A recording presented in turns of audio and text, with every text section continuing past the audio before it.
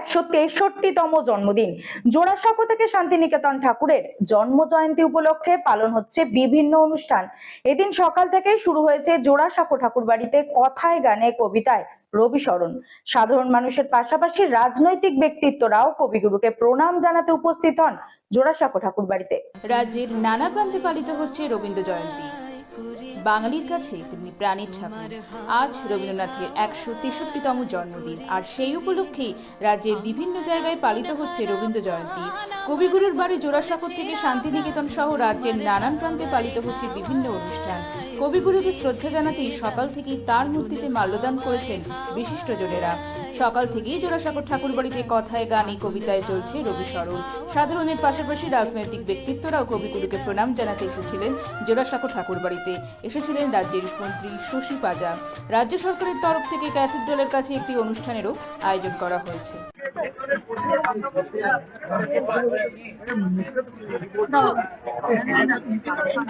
কথা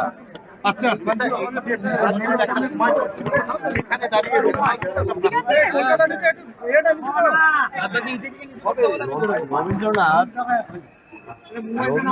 মানুষের জীবনে জন্ম থেকে মৃত্যু পর্যন্ত জড়িয়ে আছে এবং সমাজ বিধান, কৃষি, শিল্প, সংস্কৃতি, ওনার সৃষ্টি ছাড়াও উনি যে ভীষণভাবে যুক্ত ছিলেন। আজকে কথা কম বলুন, কথা কম বলুন, কোনো অসুবিধা হচ্ছে না, কোনো অসুবিধা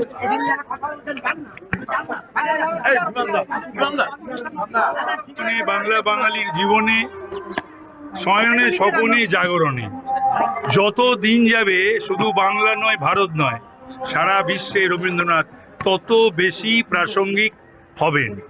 এবং বাংলা বাঙালির জীবনে, আমাদের জীবনে, আমাদের জন্মদিনের থেকেও 25শে বৈশাখ অনেক অনেক বেশি আদরের, এবং আমরা এটাকে একেবারে আঁকড়ে ধরতে চাই, অপেক্ষা করি 25শে বৈশাখের জন্য। আজকের দিনের একটাই কথা বলার, আর কিছু না। বাংলার মাটি, বাংলার জল, বাংলার বায়ু, বাংলার ফল, পূর্ণ হোক, পূর্ণ হোক, পূর্ণ হোক হে ভগবান।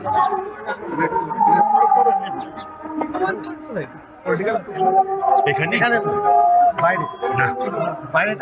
বাইরে আমি দিতেই পারি, এখানে একেবারে রবীন্দ্রনাথের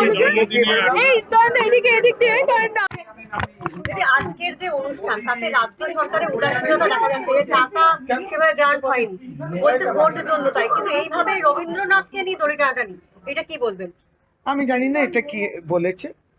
আমরা আজকে এই জোড়াসাঁকো ঠাকুর বাড়িতে উপস্থিত হয়েছি যখন, প্রত্যেকেই কবিগুরুর প্রতি, বিশ্বকবির প্রতি তার শ্রদ্ধা জানাতে, তার যেরকম স্বাধীনতা, অধিকার, ভালোবাসা, অনুরাগ সবটাই নিয়ে কিন্তু আজকে এখানকার আবেগ। সুতরাং এখানে আর কোনো নেগেটিভ কথার কোনো জায়গা থাকে না। কবিগুরু রবীন্দ্রনাথ ঠাকুরকে আজকে রবীন্দ্র জয়ন্তী উপলক্ষে এবং আজকে তার জন্মদিবস উপলক্ষে আমরা শ্রদ্ধা জানাই। রাজ্য সরকার পক্ষ থেকেও যেমন আপনারা জানেন, ক্যাথিড্রাল রোডে আজকে প্রোগ্রাম রয়েছে। নিশ্চয়ই একটা নির্বাচনী মরশুমেতে মডেল কোড অফ কন্ডাক্টের মাধ্যমে বিভিন্ন বাধা নিষেধ কিংবা বিধি নিষেধ থাকে, সেটা একটা প্রতিবন্ধকতা থাকতেই পারে, কিন্তু তাতে আমাদের শ্রদ্ধার জায়গাটা